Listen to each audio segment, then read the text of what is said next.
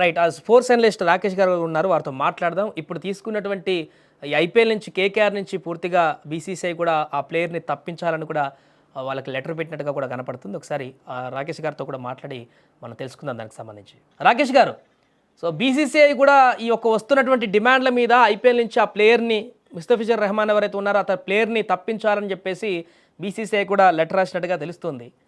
So దీన్ని ఎలా చూడొచ్చంటారు? ఇంకా ఈ ప్లేయర్‌తో పాటు ఇంకా ఇలాంటి డిమాండ్లు వస్తే మిగతా ప్లేయర్లను కూడా ఐపీఎల్ నుంచి తొలగించేటువంటి అవకాశం ఏమన్నా ఉందా? బీసీసీఐ తీసుకున్నటువంటి నిర్ణయం కారణంగా ఇంకేమైనా ఇబ్బందులు వచ్చేటువంటి అవకాశం ఉందా?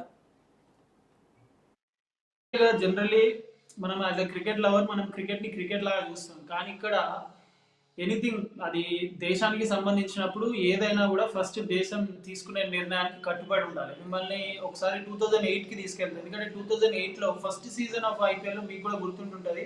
పాకిస్తాన్ ప్లేయర్స్ మన హైదరాబాద్ టీంలో ఉండే, రాజస్థాన్ టీంలో ఉండే, కేకేఆర్ టీంలో ఉండే, ఢిల్లీ టీంలో ఉండే.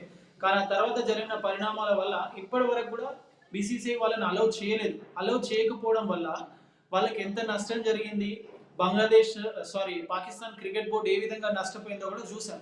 అది తెలిసి కూడా ఇప్పుడు బంగ్లాదేశ్ బోర్డు అట్లనే చేస్తుంది. యాక్చువల్లీ లాస్ట్ ఇయర్ ఆగస్ట్ సెప్టెంబర్లో మన ఇండియా బంగ్లాదేశ్కి వెళ్ళి క్రికెట్ ఆడాల్సి ఉండే.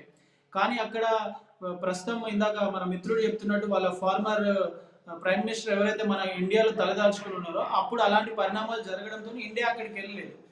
కాకపోతే ఎప్పుడైతే ఈ దీపు చంద్ర దాస్ని హత్య చేసి చంపి చెట్టుకి ఎలాడదీసి కాలబెట్టినో దాని తర్వాత ఇది ఒక మేజర్ ఇష్యూ లాగా మారింది. ఇది కేవలం ఇండియాకి సంబంధించిందే కాదు, ప్రపంచం మొత్తంలో ఉన్న హిందువులందరూ కూడా దీన్ని ముక్త కంఠంతో ఖండించారు. అది అక్కడ చంపింది ముస్లిం వాళ్ళు, చనిపోయింది హిందూ అయినా కూడా క్రిస్టియన్ సోదరులు కూడా దీన్ని ఖండించారు. ఎందుకంటే అట్లా జరగొద్దని. ఇందాక మీరు కూడా అంటున్నారు, అదే ఇది ఎక్కడ జరిగినా ఎవరిని జరిగినా ఇలాంటివి జరగద్దని. సో ఇలాంటి టైంలో బంగ్లాదేశ్ ప్లేయర్స్ ఏం చేయకపోయినా కూడా ఎప్పుడైతే దేశం తీసుకునే నిర్ణయం సరిగా ఉండదో అది దేశ పౌరులకు కూడా నష్టపరిహారంగానే మారుతుంది. ఇప్పుడు బంగ్లాదేశ్ చేస్తున్నది అదే. దీనివల్ల బంగ్లాదేశ్ చాలా రకాలుగా నష్టపోతుంది. అది బంగ్లాదేశ్కి ఇంకా అర్థం అవట్లేదు.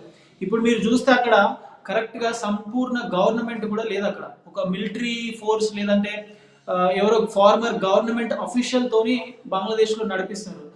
సో ఐ థింక్ బీసీసీఐ తీసుకున్న నిర్ణయం కరెక్టే. ఎందుకంటే మనకి ఎంత క్రికెట్ ఇష్టం ఉన్నా కూడా నేషన్ ఫస్ట్, మన సిటిజన్స్ కాబట్టి కంట్రీ ఫస్ట్, దాని తర్వాతనే ఏదైనా.